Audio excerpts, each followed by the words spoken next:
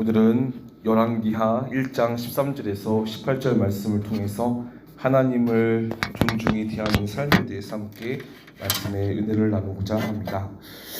열왕기하에 보시면 아하시아 왕이 등장합니다. 이 아하시아 왕은 북이스라엘에서 가장 악하다는 왕으로 알려진 아합 왕의 아들입니다. 그런데 이 아하시아 왕은 사마리아에서 이스라엘의 왕이 된 이후에 2해 동안 이스라엘을 다스렸습니다.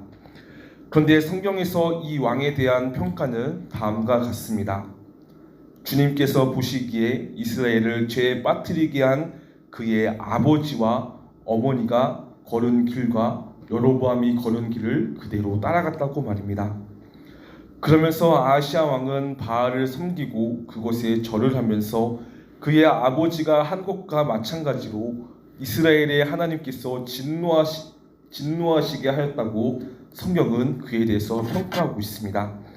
이 말씀은 우리가 읽지 않았지만 열왕기상 22장 51절에서 53절에 이렇게 말씀을 하고 있다는 것이죠. 그렇습니다. 아하시아 왕은 2해 동안 이스라엘을 다스렸지만 그의 아버지와 어머니가 걸은 길을 그대로 따라간 왕이었습니다.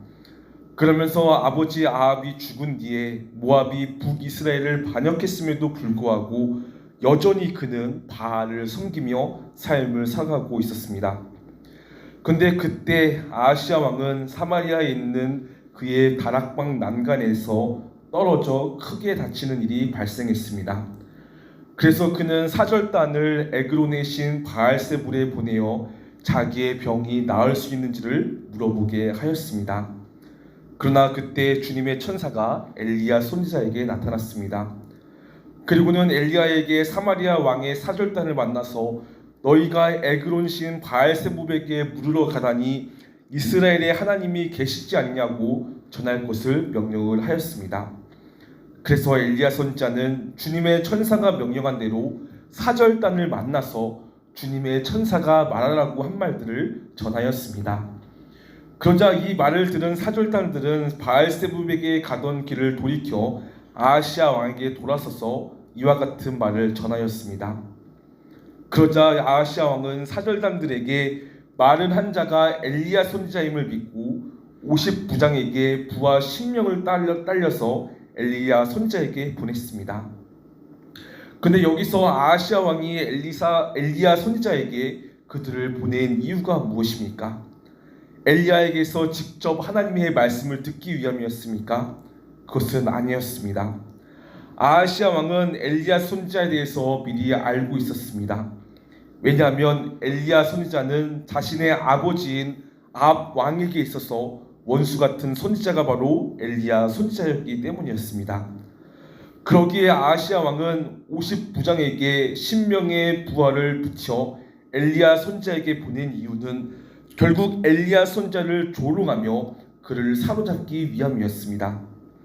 그리고 그러한 조롱한 50부장이 산꼭대기에 앉아있는 엘리야 선지자를 향해서 한 말에서 그러한 조롱했음을 우리는 보게 됩니다. 아하시아 왕이 보낸 50부장을 보십시오. 그는 산꼭대기에 앉아있는 엘리야 선지자를 향하여 어떻게 말하고 있습니까?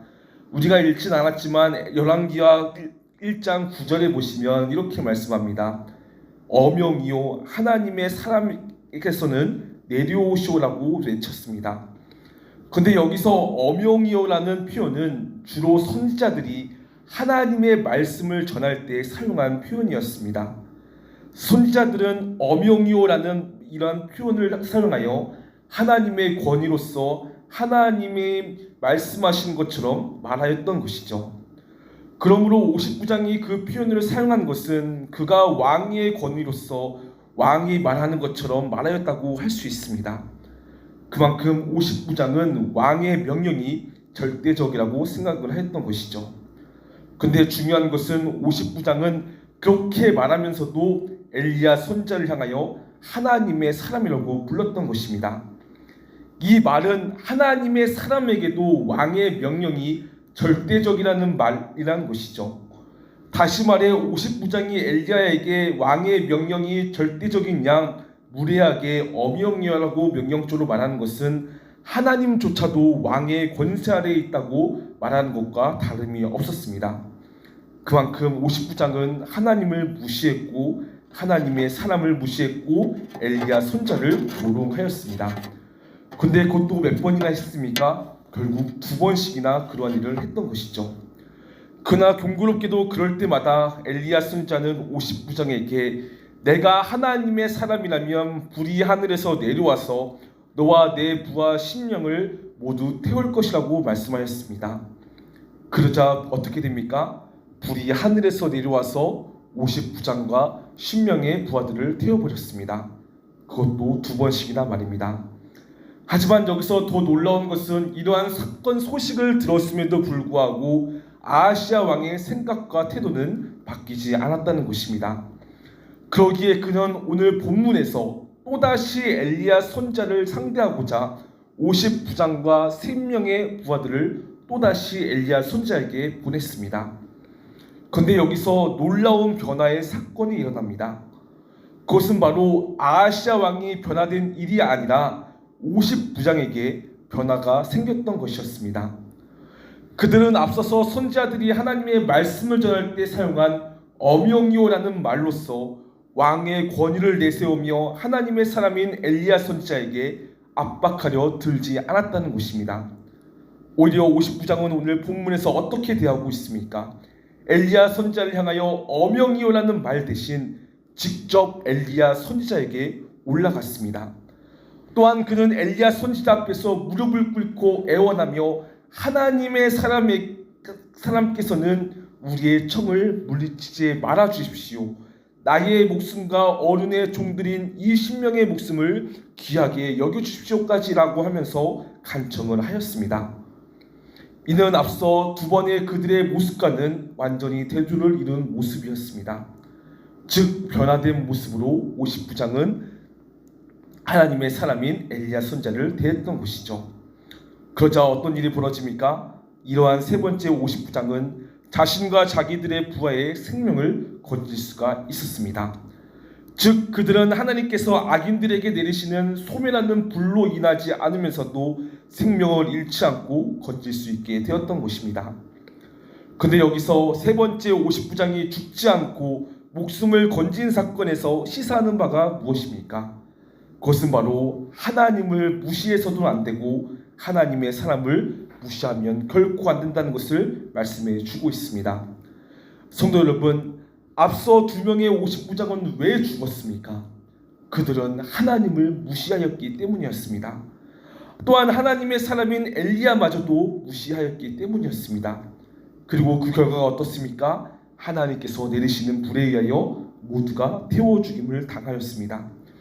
그리고 더 나아가서 아하시야 왕은 어떻습니까? 엘리야 선지자를 통하여 하나님을 섬기지 않고 우상 숭배를 하는 자신을 질타하시는 하나님의 말씀을 듣고도 그는 하나님 앞에서 자신의 죄를 뉘우치지 않고 회개하지 않고 살아갔습니다. 이는 그 역시도 하나님을 무시했고 하나님의 말씀을 대언하는 하나님의 사람인 엘리야 선지자를 철저히 무시한 채 삶을 살아갔다는 것입니다. 그리고 그 결과가 어떻게 됩니까? 하나님의 약속대로 그는 병들어 죽게 되었습니다. 그런데 이 아하시야 왕의 죽음은 결국 북이스라엘 백성들의 모습을 대표한다고 볼 수가 있습니다. 왜냐하면 하나님을 무시하고 하나님의 사람을 무시하며 하나님의 사람 속에서 나오는 하나님의 말씀을 무시한 채 죄에 빠져 우상 숭배를 하며 살아가던 북이스라엘 백성들의 말로가 결국 아하시야 왕처럼 하나님의 심판을 받으며 살아가기 때문입니다. 그렇습니다. 하나님을 무시하며 살아가는 죄, 그리고 하나님의 말씀을 재현하며 하나님의 말씀을 선포하며 살아가는 자들에 대해서 무시하며 살아가는 죄, 우리는 이러한 삶의 모습들을 늘 경계하며 주의하며 삶을 살아가야 할 것입니다. 특히나 하나님의 사람에 대한 태도는 하나님께 대한 태도로 직결되기 때문입니다. 요한복음 13장 20절을 보십시오. 이렇게 말씀합니다. 내가 진정으로 너희에게 말한다.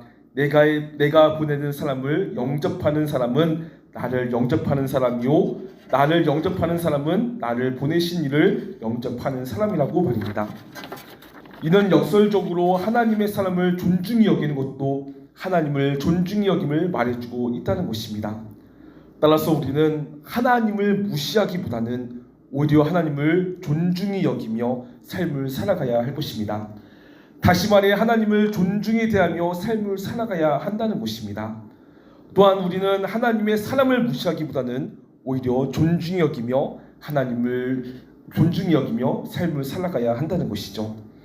근데 하나님을 존중히 여김이 하나님의 사람을 존중히 여김이 전부입니까?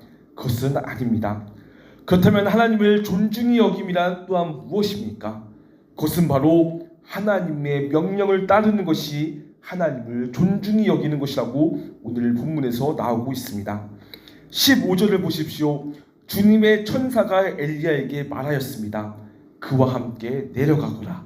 그 사람을 두려워하지 말라고 말입니다. 앞서 엘리야 선자는 50부장들의 간청에도 불구하고 자신이 머문 산 꼭대기에서 꼼짝도 하지 않았습니다. 하지만 엘리야 선자가 자신이 머문 자리를 털고 일어났을 때가 언제입니까? 바로 주님의 천사로부터 하나님의 말씀을 들었을 때였습니다. 그리고 이때 엘리야 선자는 하나님의 말씀을 듣고 산 꼭대기에서 일어나서 50부장과 함께 아하시아 왕에게 나아갔습니다. 그리고는 어떻게 합니까? 아하시아 왕 앞에서도 하나님의 그 왕에게 향한 하나님의 메시지를 전하며 하나님 말씀에 순종하며 나아갔습니다.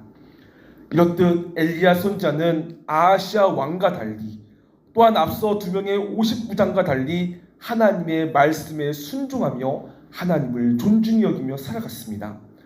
즉 엘리야 선자는 무엇을 결정하기 전에 이것이 하나님의 뜻인지 아닌지 하나님의 말씀에 귀 기울이며 하나님을 존중히 여기며 살아갔다는 것입니다.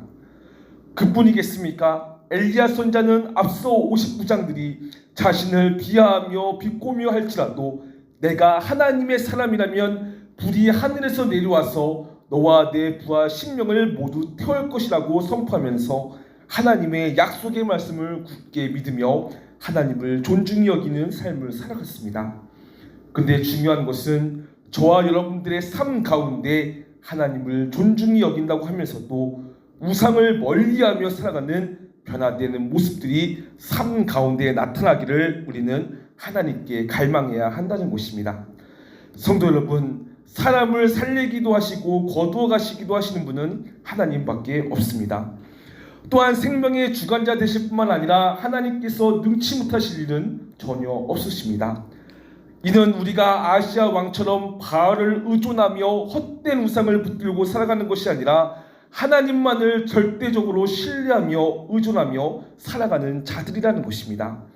그러기에 정말로 성도 여러분, 우리는 정말로 하나님을 의지하여서 하나님께 도움을 구하면서 우상을 멀리하며 하나님을 존중히 여기는 삶이 되게 해달라고 하나님께 기도했으면 좋겠습니다.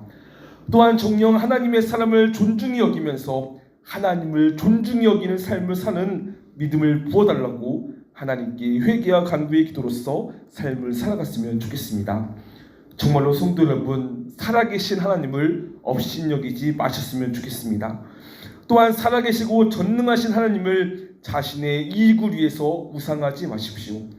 정말로 하나님을 무시하지 않고 오히려 살아계신 하나님을 존중히 여기며 하나님의 자녀의 삶을 살아가는 우리 모두가 되시기를 간절히 소망합니다.